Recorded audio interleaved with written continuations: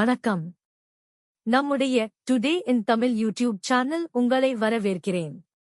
இங்கே தமிழில் உலகளாவிய முக்கியமான நிகழ்வுகள், பிரபலமான செய்திகள் மற்றும் உங்களுக்கான சுவாரஸ்யமான தகவல்களை தினசரி வழங்குகிறோம். எங்களை சப்ஸ்கிரைப் செய்து தொடர்ந்து நம்மோடு இணைந்து இருங்கள். பெண் பயிற்சி மருத்துவர் பாலியல் வன்கொடுமை செய்து கொலை செய்யப்பட்ட சம்பவம் மேற்கு வங்க மாநிலத்தை உலுக்கியுள்ளது.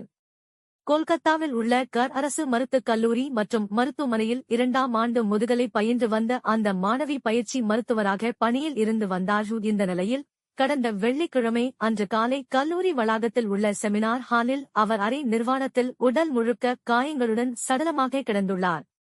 இதைக் கண்டு அதிர்ச்சி அடைந்தவர்கள் உடனே மாவட்ட காவல்துறைக்கு தகவல் தெரிவிக்கப்பட்டு விரைந்து வந்த போலீசார் சடலத்தை கைப்பற்றி விசாரணையை துரிதப்படுத்தினர். பின்னர் வளாகத்தில் உள்ள சிசிடிவி காட்சிகளை ஆய்வு செய்து வந்த போலீசார் தீவிர விசாரணை மேற்கொண்டதில் மருத்துவர் பலாத்காரம் செய்யப்பட்டிருக்கலாம் என சந்தேகித்தனர். அதன்படி பிரேத பரிசோதனையில் அவர் பலாத்காரம் செய்யப்பட்டிருப்பது தெரியவந்தது. இதனைத் தொடர்ந்து இந்த சம்பவத்தில் ஈடுபட்டவரை பிடிக்க போலீஸ் தேடுதல் வேட்டையில் இறங்கிய நிலையில் கொல்கத்தா காவல்துறையோடு பணிபுரிந்த தன்னார்வலர் சஞ்சய் ராய் என்பவர் கைது செய்யப்பட்டார். அதுகுறித்து போலீசார் தெரிவிக்கையில், சம்பவத்தன்று பயிற்சி பெண் மருத்துவரை பாலியல் வன்கொடுமை செய்து கொலை செய்துவிட்டு சஞ்சய் ராய் அவரது வீட்டுக்கு சென்றுள்ளார். அப்போது ஆதாரங்களை அழிப்பதற்காக அவர் உடுத்தியிருந்த துணிகளை துவைத்து போட்டுவிட்டு தூங்கியுள்ளார். சஞ்சய் ராயை பிடிக்க சென்றபோது அவரது காலணிகளில் இரத்த கறை இருந்தது கண்டுபிடித்து அவரை கைது செய்தோம் என தெரிவித்துள்ளனர்.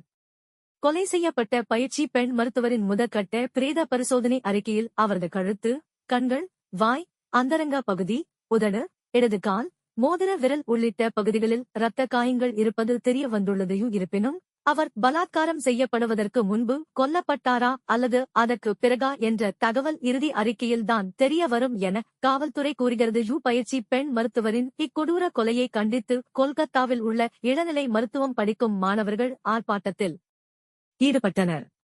இந்நிலையில் அவர்களிடம் பேச்சுவார்த்தை நடத்திய காவல்துறை வெளிப்படையான விசாரணை நடத்தப்படும் என்று உறுதியளித்துள்ளனர். மேலும் சம்பவம் நடந்த மருத்துவமனை பகுதியில் பாதுகாப்பு பணியில் இருந்த காவலர் பணியிடை நீக்கம் செய்யப்பட்டுள்ளார்.